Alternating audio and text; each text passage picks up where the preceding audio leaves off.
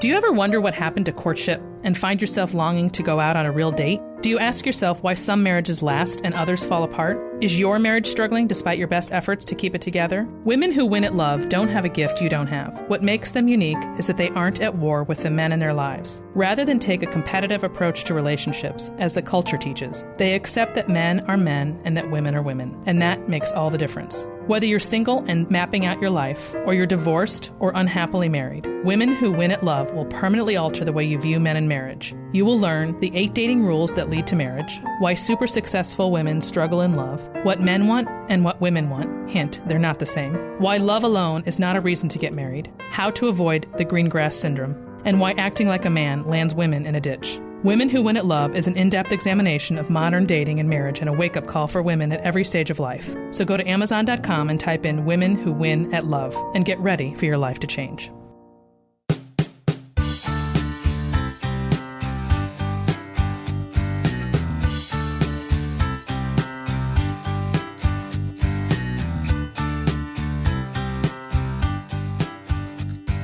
Good afternoon and welcome to another edition of the Suzanne Venker Show, where we tell truths the culture won't. As always, this program is brought to you by Hair Saloon for Men. Hair Saloon is filling a void in American life that has as much to do with the restoration of men as it does with the business of hair cutting. Men and women are different, and that's a good thing. At Hair Saloon, the TVs are always tuned into sports and never to Oprah. So head on over to hairsaloon.com. They have 18 locations in St. Louis, Pittsburgh, Boston, and Houston. Book online or through their mobile app. Again, that's hairsaloon.com. For men against the grain. 2 of the greatest travesties in American culture may appear unrelated, but they're not. They are, 1, the breakdown of the family and subsequent rise in father-absent homes, and 2, the complete eradication of a liberal education in our nation's universities in favor of a monopoly on left-wing groupthink. From the time they step foot on college campuses, and often even before, young people are taught in no uncertain terms that oppression and victimhood are embedded in the American way of life. This message is especially geared toward women who are sold a false notion of equality under the guise that men and women are the same, which has wreaked havoc on sex and relationships. My guest today explains that sexual liberation is having a, quote, nervous breakdown on college campuses as well as in the culture. Heather MacDonald has had a long, impressive career as a writer and commentator. She's a fellow at the Manhattan Institute, a contributing editor at City Journal, and a New York Times bestselling author. She's also a regular contributor at the Wall Street Journal and is a frequent guest on Tucker Carlson Tonight. And here's a clip of Heather talking to Tucker Carlson in January. So what if we decided not to? What if all of us decided to tell the truth about something every day in public? What would happen then? What could they do about it? They can't punish everybody. We're the majority. Let's try that. We're starting tonight with Heather MacDonald. She's a fearless person, a fellow at the Manhattan Institute, and the author of the book, The Diversity Delusion, How Race and Gender Pandering Corrupt the University and Undermine Our Culture. And she joins us tonight. Heather, thanks very much for coming on. So my theory is that when you say the true things, people get outraged. You know, hurt dog barks. But just to be clear, as a social scientist yourself, I hope you'll confirm for our audience that this is not a controversial statement, that male employment and wages directly affect the marriage rate, do they not? Well, first of all, Tucker, I want to commend you for making the breakdown of marriage a central focus of your show. There's no bigger social catastrophe of our age than the fact that more and more children are being raised without their fathers. Heather's most recent book, which we will talk about today, is The Diversity Delusion, How Race and Gender Pandering Corrupt the University and Undermine Our Culture. Heather joins me now from California. Welcome to the show, Heather. Well, thanks for having me on, Susan. Suzanne, it's a great pleasure.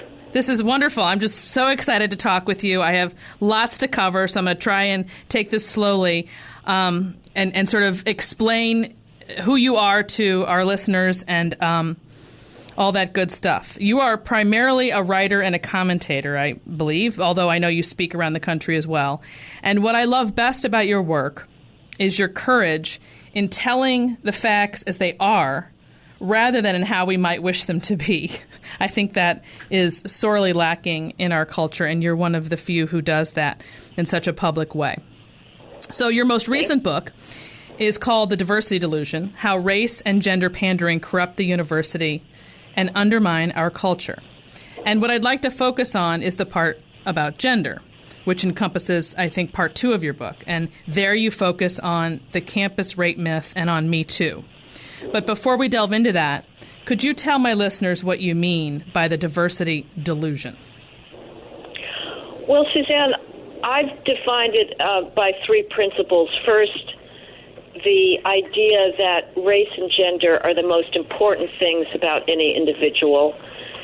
Second, that discrimination based on those traits is the defining feature of American society. And third, that any disparity in representation of any group, whether it's an absence of proportional representation of blacks or the absence of 50-50 gender parity at Google and other big tech firms, any lack of absolutely equal representation based on population ratios must, by definition, be the result of discrimination.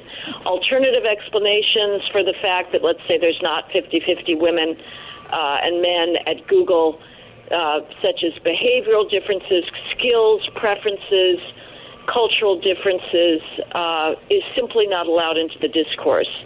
And so we are being told to think of ourselves in extraordinarily narrow terms. I mean, I, for one, do not regard being female as an accomplishment. I don't regard it as even a particularly interesting aspect of myself. But beyond that narrowing ideology, to be obsessed with these relatively unimportant parts of the self, people, as you say, Suzanne, are being taught to look for oppression, to think of themselves as victims, and to only allow one explanation of the world into our public discourse. So that just sort of encompasses the theme behind why you wrote this book, then. Is that correct?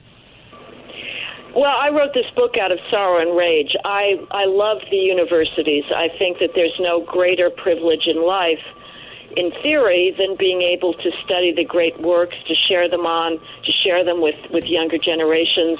Education should ideally be about passing on a civilizational inheritance. And for decades, I've been watching universities become more and more corrupted by political ideology. They have discarded their great mission, their great privilege of wallowing in beauty and greatness, and rage at the betrayal on the part of the faculty who have been given this gift, and instead choose to see the West as simply one long story of evil, hatred, bigotry, and oppression, which is a completely false narrative.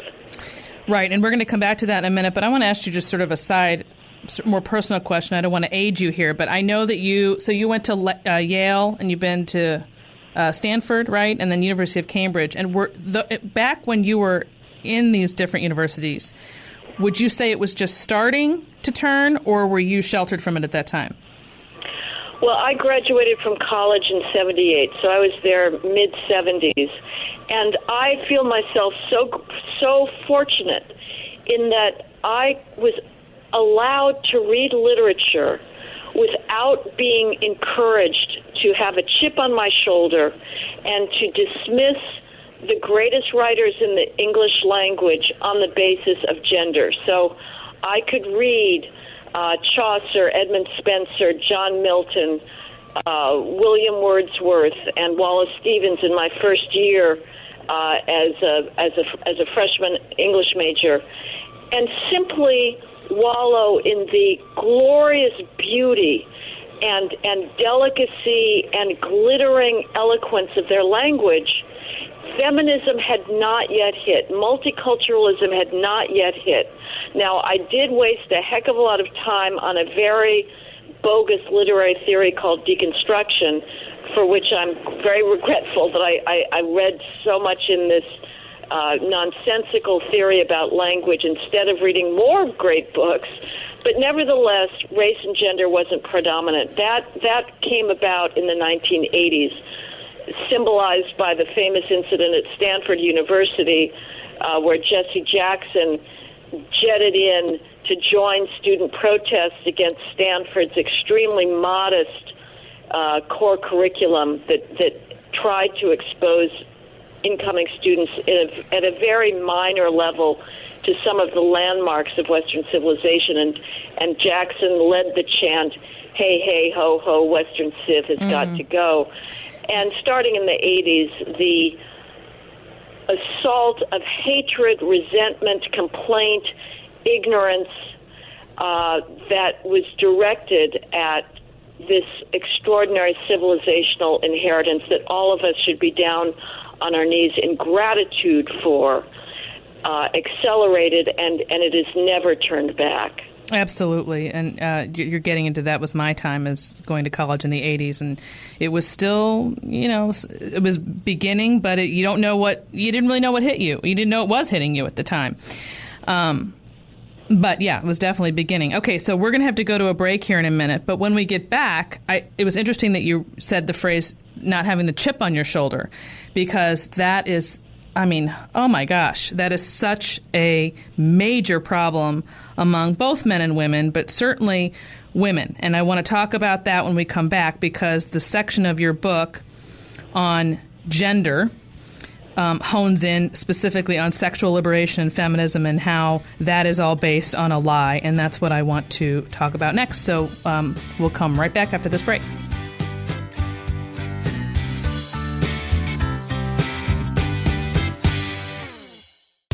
You're a man that respects quality over quantity.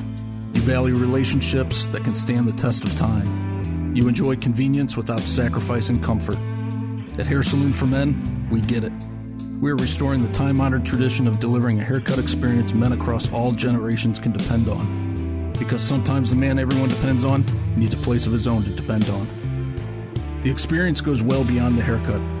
With every perfect haircut service, you receive a complimentary beverage, a relaxing shampoo, a hot towel and mint for the perfect finish, and remember to take advantage of the complimentary shoe shines. While today's world is filled with numerous clip joints and fancy salons, Hair Saloon is building something better, something different. Book appointments online 24/7, and walk-ins are always welcome. Hair Saloon, for men against the grain. Visit hairsaloon.com to find a saloon in your neighborhood or for franchising opportunities. That's hairsaloon.com.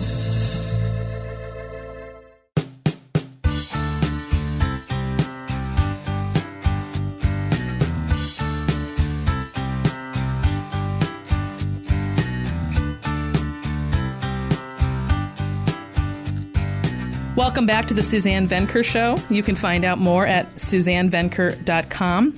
We're talking today with writer, commentator, and best-selling author Heather MacDonald about gender pandering on campus and in the culture, as well as the breakdown of the family. I'm going to make a side note here, Heather, and spell your name because I want people to get this right, as I know it's a very distinct spelling. It's M-A-C space capital Donald. And that's you have most McDonald is MCD, so I want to make sure that people get that right. Okay, so we left off talking about the overall theme of the book, The Diversity Delusion, and what your impetus was for writing that. And I wanted to get into the part on gender. And you specify in there, I pulled out a quote here that I thought kind of summed up what I believe is at the core of the underlying issues between men and women today. And that is that sexual liberation was based on a complete lie, which is that the male and female libidos are identical, end quote. And that, everything to me goes back to that very basic sexual beginning. So could you sort of explain what's wrong with that? Well, Suzanne, you're absolutely right. Sexual liberation posited that when we destroy the traditional norms that restrained the male libido and introduced sort of norms of chivalry, respect, courtesy, for males and prudence and modesty for females, and said we're all going to have as much no holds barred, no strings attached premarital sex as possible, that this would be a good thing not only for males, so yeah, this is great, but for females as well, that females were equally voracious in their appetite for responsibility-free, emotion-free, attachment-free, casual one-night stands. And it turned out that that wasn't the case, because what's going on now, I think, with this phony narrative about an epidemic of campus rape is it's certainly not rape that's going on. But what is going on are these drunken hookups that males walk away from with no pang of regret, attachment, nothing. You know, they're on to the next one. They're going to study for their chemistry exam. Women, as you know, have a different hormonal response to intercourse, and it does create incipient feelings of bonding. And so the females are engaged in this hookup culture that sexual liberation promoted, and often after these one-night stands, they feel either regret, they feel abandonment. Sometimes they are simply involved in a narrative to guard themselves if say, this one-night stand was betraying their semi-boyfriend. And they have turned their frustration with this situation into instead a narrative of oppression, and saying that, well, if they don't feel satisfied with this status quo, it must be because they live in a rape culture and patriarchy. Precisely. And that I'm glad you brought that up about the college girls. Well, I'm going to read this quote that you wrote that I'll need you to explain the absurdity of it, please.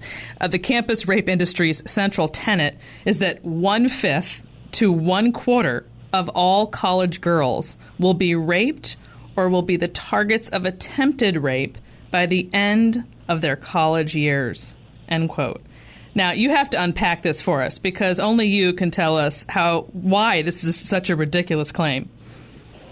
Well, first of all, that is a level of criminal violence that is unprecedented anywhere.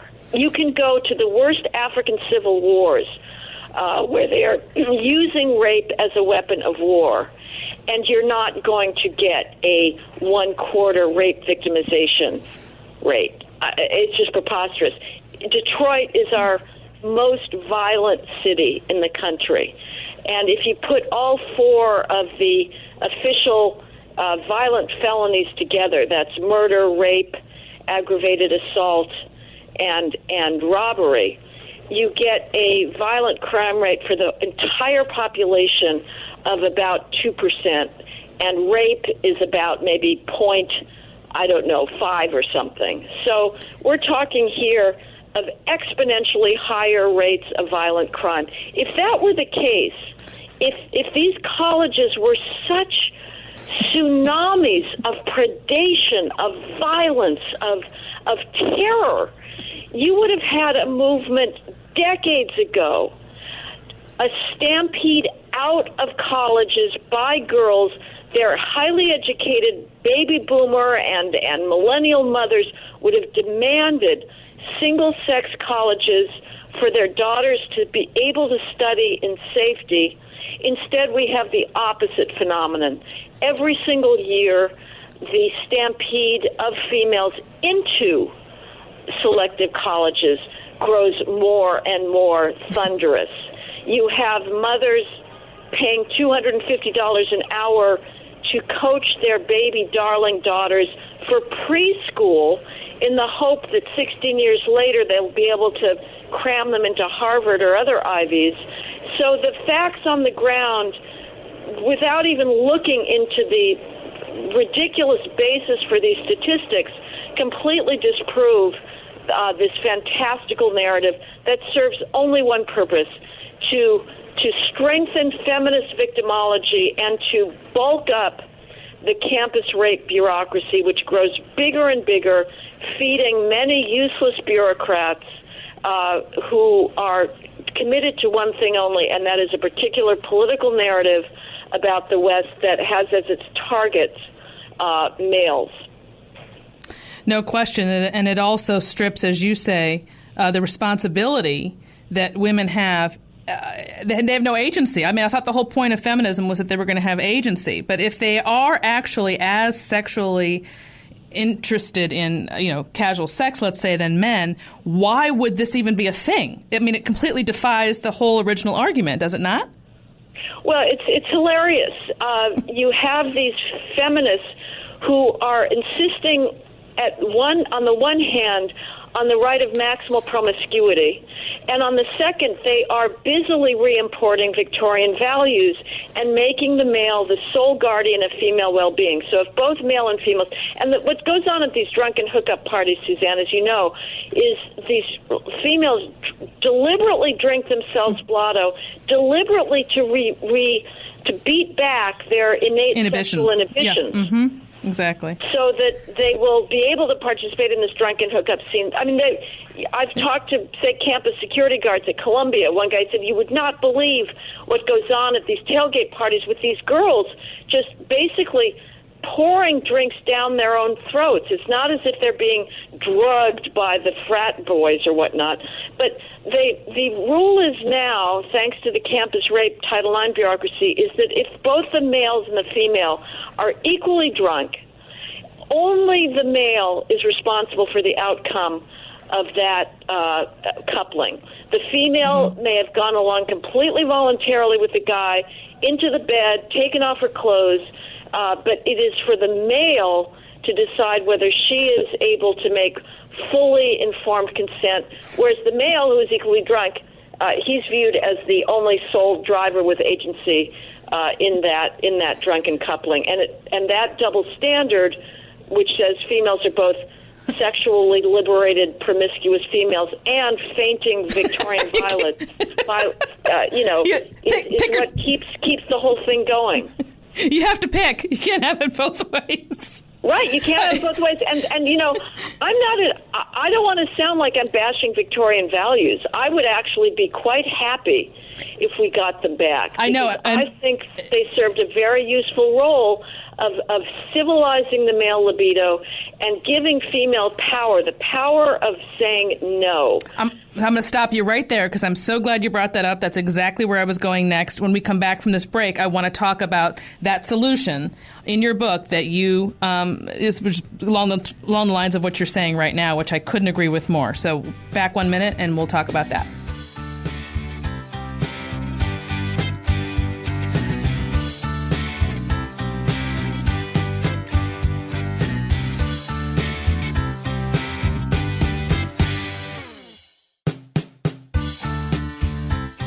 Welcome back to the Suzanne Venker Show. You can find out more at SuzanneVenker.com.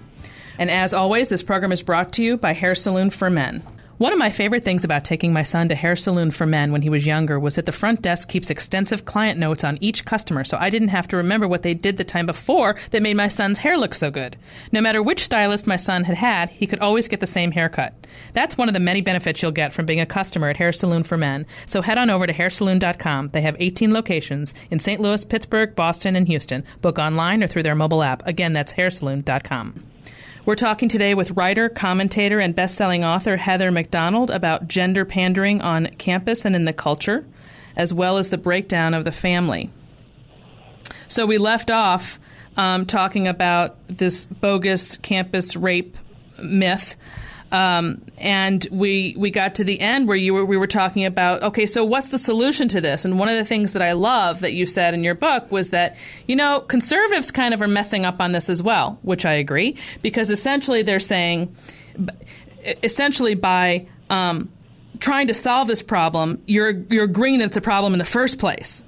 And that to act as though the solution you present, which we're going to talk about, is restrictive somehow or old-fashioned, when in reality it's the only answer to this whole casual sex culture, in my opinion, and I guess in yours, is to bring back the way we used to do it. It's very simple. I don't know why this is so complicated. And yet it's resistant. Really, it's not really political. There's no side to it because even conservatives are kind of resistant to it, no? Yes, and again, I would say, with all due respect to my fellow conservatives, they are a little bit cowardly. I mean, anytime they discuss this, they have to make the usual, well, of course, campus rape is a serious problem, but we need more due process in the campus rape tribunals. Well, I'm all for due process, and there's no question that those tribunals are a travesty. But that is the only thing that conservatives are willing to talk about, and I am not willing to concede that campus rape is a serious problem. That's simply virtue signaling on the part of many of these commentators. It is not. I mean, every single Saturday you can see the female co-eds trooping off to the frat houses. Now, either females are just simply dumb, and there's rape going on there, and they're incapable of passing on a warning from one Saturday to the next, or they're, and you know, maybe that's the case. I'm not. I could be persuaded that females are unable to be strong females together, or it's not going on. The solution that I would say is let's go back and say another diagnosis of the problem. Before sexual liberation hit, the societal assumption about casual one-night stand premarital sex was that the default was no, that was something that was not acceptable in our society, yet a female could lift that default and say yes. But the default was no, and the female did not have to argue her way out of premarital sex every time she was propositioned. It was easy to say no because that was simply, there was a consensus that this was wrong. The sexual liberation flipped it, and it made the default position for premarital sex yes. It was assumed, well, of course that's what you do, which puts females into the position of having to argue with the male libido again and again to say, actually, I'm not cool with that. Let's not do it. And you can read feminist websites, and there are account after account of females who say, well, I didn't really want to have sex, but it was just tiresome to have to argue out it, so I just kind of went along with it. So the power that the default of no gave females to determine the outcome of the interaction, and they had the power of yes, but they didn't have to argue that, has now been lost to them. They have to put up arguments as to why they shouldn't have premarital sex.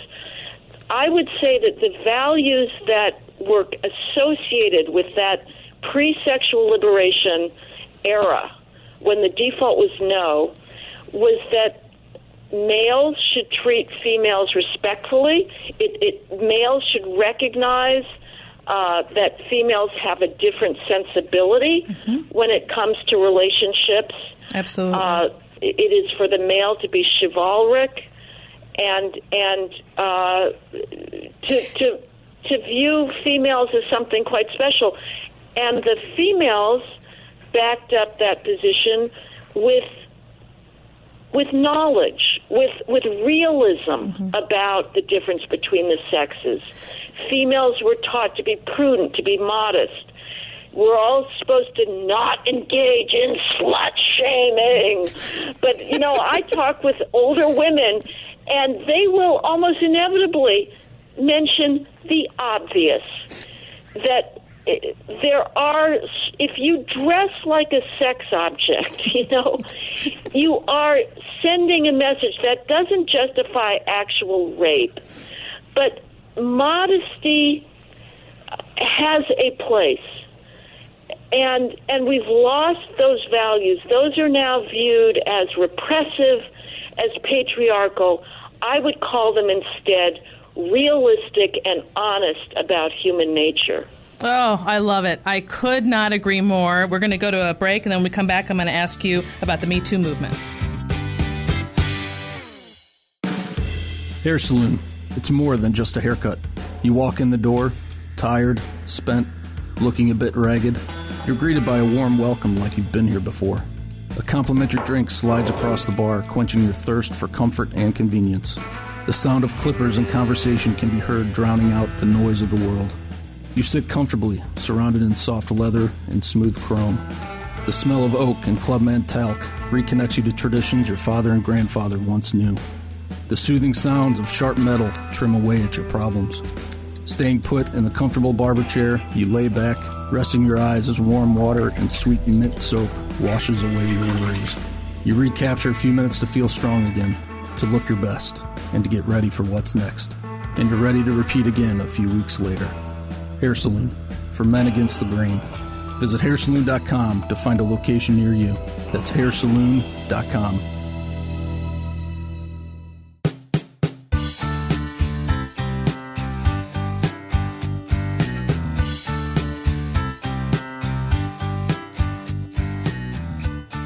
Welcome back to the Suzanne Venker Show. You can find out more at suzannevenker.com. We're talking today with writer, commentator, and best-selling author Heather MacDonald about gender pandering on campus and in the culture, as well as the breakdown of the family.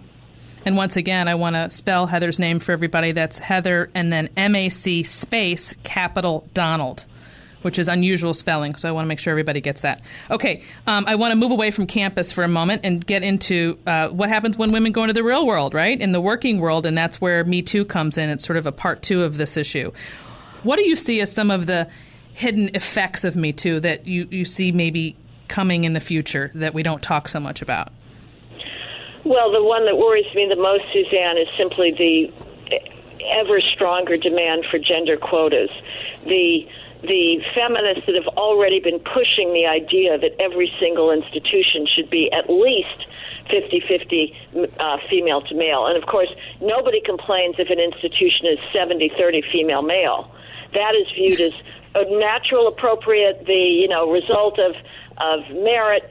If an institution is 60-40 male-female, that is, of course, a sign of sexism.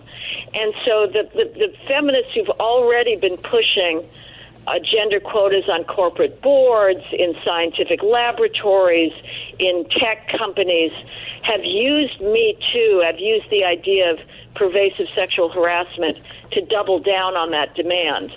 And any kind of quota, whether it's a race or gender quota, that is using a trait as utterly irrelevant to job competence as gender or race, mathematically, by definition, results in poor candidates getting jobs, because you are mucking up the selection criteria to add an irrelevancy, and that ends up watering down the pool of candidates. And so that's for me the scariest long-term outcome is more power to this gender quotaizing, which means less meritocracy and less competitive ability on the part of U.S. scientific labs and corporations. Do you think some of that, you know how after Harvey Weinstein we had a spate of other men, like Matt Lauer and whatnot, that seems to have calmed down a bit. Do you think that will have a resurgence, or do you think we've kind of passed that initial hurdle? Well, I think they're desperate to find anybody to take down on the basis of past alleged sexual indiscretions. So I don't know. I mean, it may be that the egregious cases have all been identified. I don't know if that's the case or not, but the idea that this is something that is absolutely pervasive, I think, is completely wrong. I think most males have been, well enough taught that this is not acceptable behavior. But I don't think the political effects are going to diminish at all. When we were talking earlier about stripping women of their responsibilities in terms of on campus, the whole how you dress or what you're doing or how much you're drinking and how that plays a role in it. I just thought of this now. If you fast forward 5 or 7 years and they're in the workforce, again, stripped of the responsibility for example, of the reality that there are many women who want to get ahead, and they're going to use their sexuality to do that, and that's also taboo to talk about. So that's sort of the responsibility of women in their later years when they're a bit older. True, absolutely. I mean, there's just a complete one-sided morality tale that ignores the fact that females just at enormous degrees present themselves deliberately as sex objects. I mean, the Naomi Wolf inevitable argument, it's just the culture is making us do this and forcing us on, to buy these revealing clothes. Give me a break. Yeah, women are always innocent, always innocent. There's just no discussion of the fact that women are can be just as quote unquote guilty as men of bad behavior. Let's just call it what it is. Right, and I don't know the sort of the cosmetics industry, the sex industry, billions and billions. Who's making women get the push-up bras or the breast implants or the lip enhancements or the hip enhancements, butt enhancements? This is all voluntary activity because women do want to exploit their sex appeal, and yet they're getting away with having it both ways. It is really quite extraordinary. Absolutely. Okay, I'm going to switch gears now, and to your appearance on Tucker Carlson this past January. Specifically about how the elite spread ideas that trickle down to the public and how the public can protect themselves. And in that interview, Carlson said, "What if all of us decided to tell the truth," I loved this, "about something every day in public?" And then he brought you on to do that by discussing the link between declining male wages and the breakdown of marriage. And that, I loved this piece, and we're going to have to go to a break here in a minute, and I want you to explain it when we come back. Because that is just one of many things that is a truth people don't want to hear, and we both know why that is, and you're going to explain it. And I love the idea that if we all did this every day in this public way, how greatly we could have, what an effect we could have on people in terms of their understanding of what's really going on. So we're going to go to a quick break, and then we come back, we're going to address that. Are you unhappily single? Does your marriage or relationship feel hard? I get a lot of emails from readers who are struggling in their marriage or relationship. Unfortunately, the help an individual or couple needs can rarely be answered in a series of emails. For this reason, I offer relationship coaching for those who are struggling to find love and for couples whose marriage or relationship feels stuck in a negative cycle. Go to SuzanneVenker.com and sign up today for a coaching session with me and learn the tools you need to find love and sustain it. It's so much easier than you think. That's SuzanneVenker.com.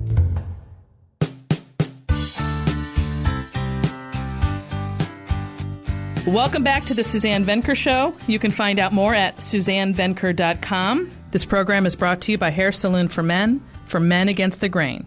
Visit hairsaloon.com. We're talking today with writer, commentator, and best-selling author Heather MacDonald about gender pandering on campus and in the culture, as well as the breakdown of the family. And we switched gears just before going to break to talk about this appearance on Tucker Carlson, and I know you're on there a lot, so this is a very specific one back in January that I noticed, where he had a monologue and it went viral, and he was essentially wanting to address truths that nobody wants to talk about because they're uncomfortable, and that particular one was the connection between the decline of male wages and the breakdown of marriage, which has a very clear connection that's very unpopular to talk about. Could you make that link for us? Well, I think the breakdown of marriage is probably the biggest social catastrophe of our time. It turns out that children, on average, ideally need mothers and fathers, and the emphasis here is on fathers. We are not allowed to valorize males. We have this ethic that says strong females can do it all, and there is a complete hole in our discourse in being able to recognize the unique male virtues. I say unique. Obviously, there's exceptions. There's many males who are more female in their dispositions, and then there's the martinet females who don't have the traditional maternal instincts and nurturing and compassion. But on average, males and females, mothers and fathers, complement each other, and boys in particular suffer growing up in single-parent households. And boys are being left behind. Every single cultural message out there is encouraging females and saying we want females in STEM, we want females in the corporate boardroom, we want females as law partners, engineers, computer scientists.